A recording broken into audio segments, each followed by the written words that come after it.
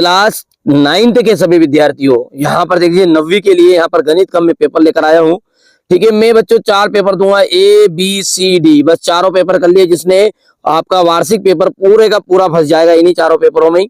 चलिए शुरू करते हैं। PDF भी आपको लेना चाहते हैं तो डिस्क्रिप्शन में लिंक दे दूंगा, मिल जाएगी आपको, है ना। कहाँ से मिलनी कहाँ से नहीं मिलनी पता बोल दूं बीच वीडियो में। किन्हीं दो अपरिमेय संख्याओं का गुणनफल, देखिए अपरिमेय संख्याओं का गुणनफल कभी तो परिमेय आ जाएगा, कभी अपरिमेय जाएगा। क्यों? कारण ये है कि गुणनफल करोगे करनी 3 और करनी 2 का, तो 3 दूने 6, तो ये आपका करनी में 6 आएगा, बाहर नहीं निकल पाएगा। लेकिन करनी 3 और गुणित करनी 3 कर दिया तो डायरेक्ट 3 के रूप में बाहर निकल जाएगा। तो ये कभी तो उसमें परिमेय आएगा और कभी अपरिमेय आ जाएगा। किसी वास्तविक संख्या का निरपेक्ष मान होता है धन संख्या। शून्य बहुपद की घात जो होती है परिभाषित नहीं होती है। निम्नलिखित में से कौन त्रिभुजों की सर्वांग समता के लिए कसौटी नहीं है? तो यहाँ पर SSA 3 असंख्य बिंदुओं से मिलकर केवल एक वृत्त खींचा जा सकता है, और गोले का जो आयतन होता है बेटा 4/3 आपका आंसर रहेगा ये। ठीक है, आप तो बढ़िया से कंप्लीट करिए, सारी चीजें आपको प्रोवाइड की जाएगी। चलिए अब आगे बढ़ते हैं। एक स्थान 9 सही 9 की पावर है 1/2। तो देखिए 9 का जो मान निकालेंगे ना इस तरीके से, तो आपका निकलेगा 3 तिया 9 निकला, और 3 करना 3। तो ये जो 9 है इसको अपन लिख सकते हैं 3 की घात 2, और गुणित में क्या जाएगा, ये ऊपर वाली घात है ना, ये ऐसे लिखा जाएगी, तो ये कैंसिल। तो उत्तर कितना आया देख के बताओ जल्दी से। तो यहाँ पर आंसर जो आया है वो 3 आया है। वाई अक्ष के समांतर रेखा के प्रत्येक बिंदु की भुज समान होती है। ठीक है, क्या होती है? भुज समान होती है। सरल रेखा का वहां भाग, सरल रेखा है कोई और उसका ऐसा भाग जिसके 2 अंता बिंदु है, ये सरल रेखा है ये, पर लेकिन इसके दोनों बिंदु क्या है? फिक्स है। ये यहां तक गई, ये यहां तक गई, मान के चलिए ये यहां तक गई, तो इसे कहते हैं बेटा रेखा खंड। इसे रेखा नहीं कहते, इसे क्या कहते हैं? रेखा खंड कहते हैं। ठीक है, तो यहां पर क्या जाएगा इसका मतलब, तीसरे का आंसर जाएगा रेखा खंड। आयत के विकर्ण बराबर होते हैं तथा एक दूसरे को समद्विभाजित करते हैं। क्या करते हैं? एक दूसरे को समद्विभाजित करते हैं। याद रहेगा, एक दूसरे को क्या करते हैं?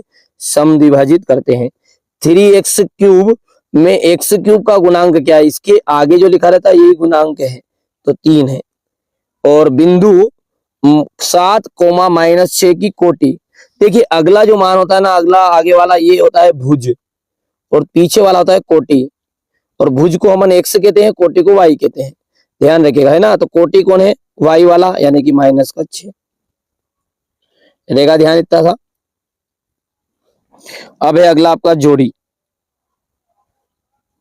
जोड़ी जो है m की भाग देना है आपको a की घात n से, तो ये भाग में जो होती है घात घट जाती है, तो ये आपका यहां पर आ जाएगा आंसर। एक ठोस की विमाओं की संख्या, एक ठोस की विमाओं की संख्या 3।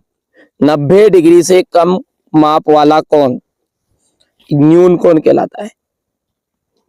प्रत्येक वर्ग अंतराल की निम्नतम सीमा, प्रत्येक वर्ग अंतराल की जो निम्नतम सीमा है वो कहलाती है आपकी निम्न वर्ग सीमा। मूल बिंदु के निर्देशांक हमेशा 0 0 होते हैं, और जब रेखाएं प्रतिच्छेदी होती तो एकादित्य हल होता है। अब आगे देखिए, क्वेश्चन नंबर 4 है, एक बहुपद क्या कहलाता है जिसके सभी गुणांक शून्य है? तो वो कहलाता है आपका शून्य बहुपद। क्या कहलाता है? शून्य बहुपद। एक बिंदु से होकर जाने कितनी सरल रेखाएं खींची जा सकती है? तो एक बिंदु से होकर असंख्य सरल रेखाएं खींची जा सकती है, असंख्य। क्या क्या खींची जा सकती है? असंख्य। किन्हीं चरों का औसत मान, किन्हीं भी चरों का जो औसत मान है वो कहलाता है माध्य। ये कहलाता है माध्य। बिंदु 3,4 3,-2 3,-2 जो है वो आपका चतुर्थ चतुर्थांश में स्थित है। कौन से? चौथे चतुर्थांश में स्थित है। इतनी चीजें हो गई है। अब देखिए क्वेश्चन नंबर 5, यदि x का मान 2 है और y का मान 1 है, तो देखो ये लिखा 2 गुणित x का मान 2 रखना है, 2 प्लस 3 और y का मान कितना रखना, 1 बराबरी पे के। तो बताओ 2 दूने 4 प्लस 3 करना 3, तो के का मान कितना गया, 4 3 7। तो यहाँ पर आंसर कितना जाएगा, 7 आ जाएगा। और दो चर वाले एक रेखिक समीकरण लिखना है, तो दो चर वाला एक रेखिक समीकरण है a x plus b y plus c is equal to 0, याद रहेगा। आगे बढ़ते हैं, सत्य और असत्य।